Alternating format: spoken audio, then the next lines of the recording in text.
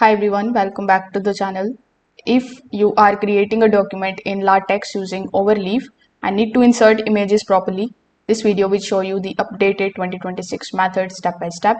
So first of all, you need to come here on overleaf.com, then simply log into your account in order to get access to your dashboard. Now over here, click on the option of all projects, then double click on the project in order to open it into the editor mode. Now, when you are here on this page, click on this plus icon on the top left hand corner of the screen. Over here, the second option would be of upload.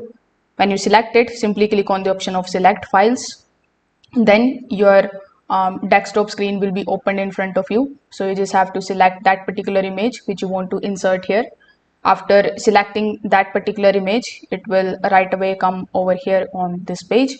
Now in your LaTeX document preamble, just need to make sure that you include use package dot graphic icx, and this package enables image insertion in your project. So if this video helped you out, make sure that you like this video and subscribe to the channel. Thanks for watching.